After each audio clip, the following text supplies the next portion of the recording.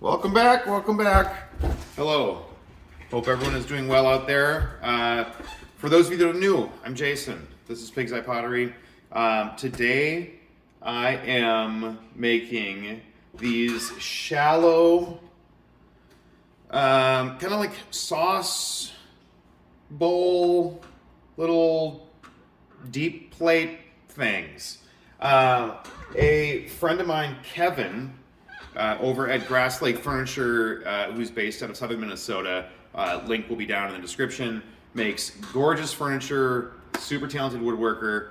Him and I are doing a little collaborative project with these circular cutting boards and 4-inch holes cut out on one end where these little dishes will nest into, and we're selling those as like a cool collaborative thing. So, it's kind of like making plates, it's kind of like making bowls, it's a little bit of a hybrid, so I figured I would just explain what I'm doing and why I'm doing it, and yeah, we'll go from there. So, first off, I'm starting off with about 1.5 pounds of clay. This is a stoneware. It's gonna fire sort of a dark, toasty brown, and the wood that Kevin uses quite a bit of is like a darker walnut, which I think these will look really good, especially if I glaze them like some nice neutral colors. So, 1.5 pounds of clay,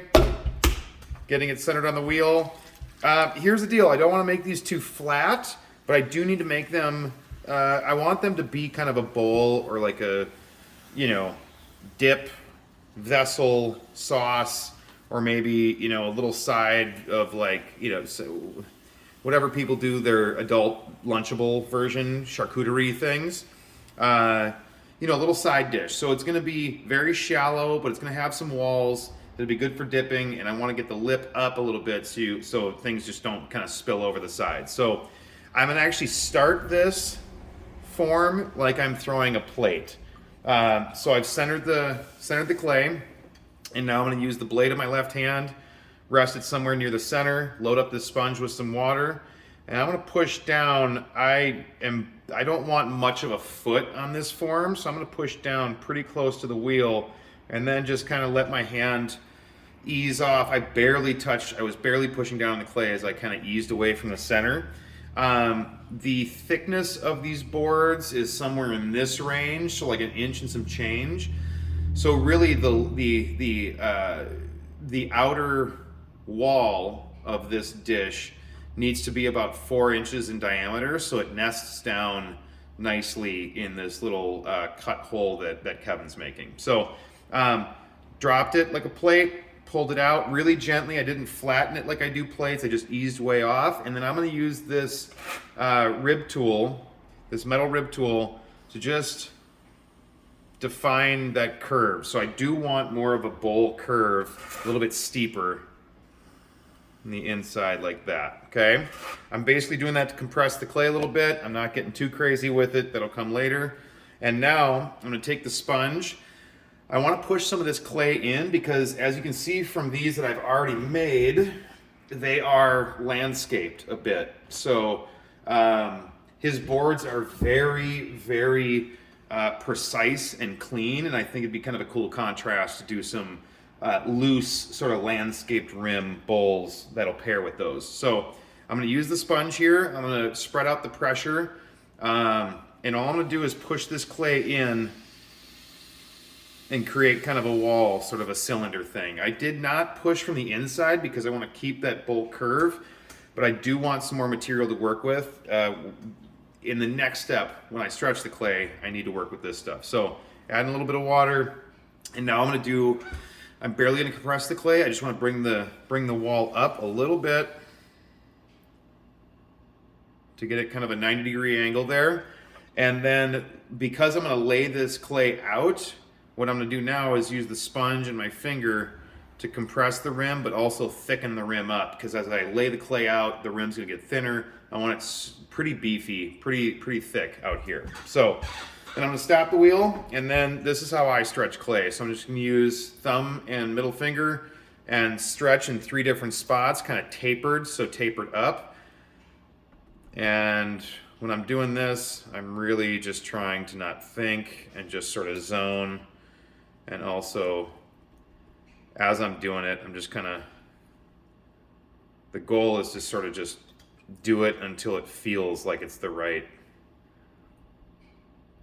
variances in the clay. I want the 3 points to be the highest and then have it taper back down so it does this sort of a situation.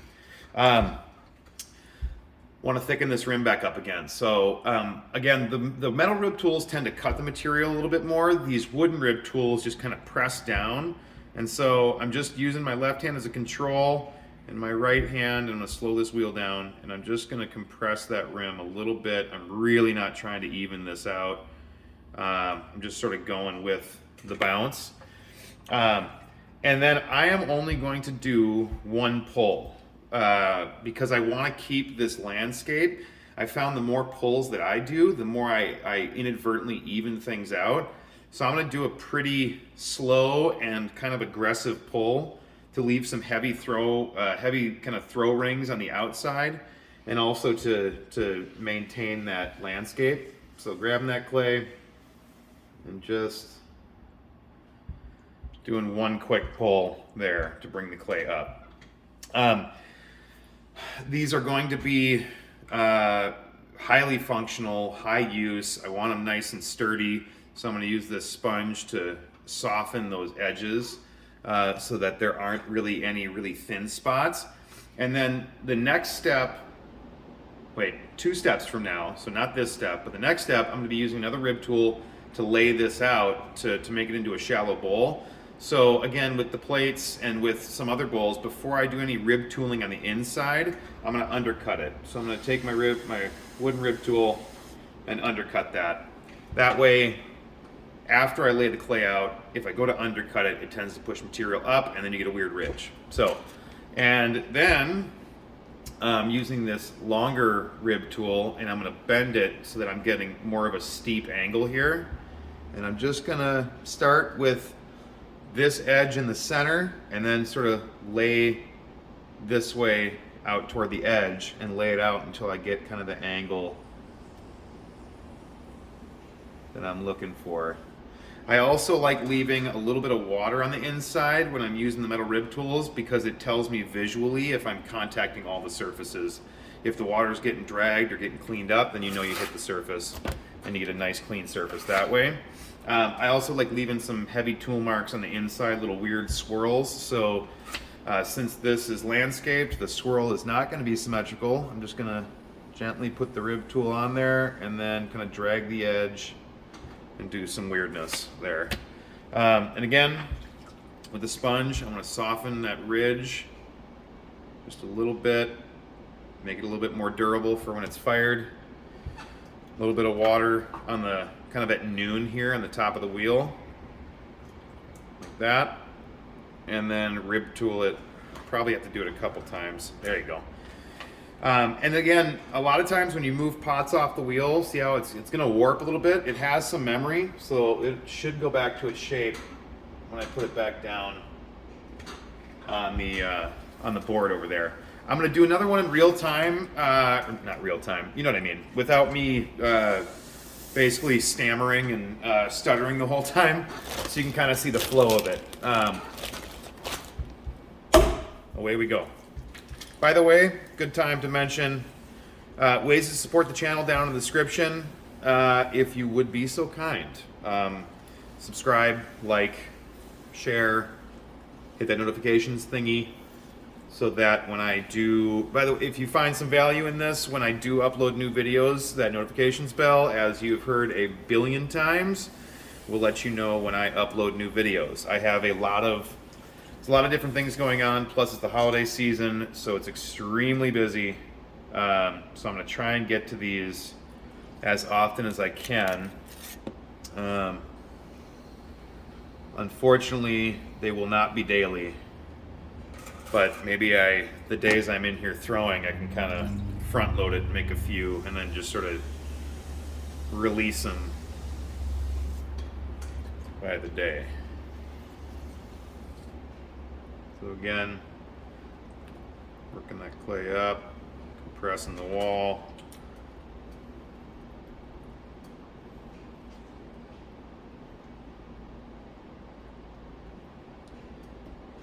I've been told I make a lot of weird mouth motions when I'm throwing pots and doing things. Hopefully the beard mutes some of that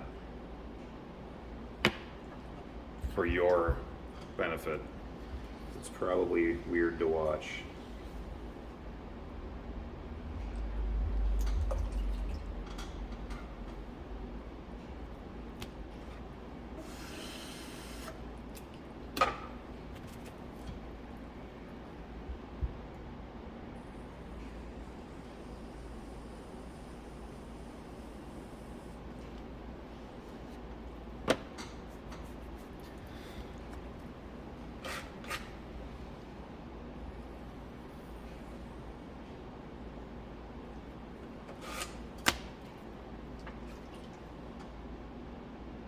And there you have it.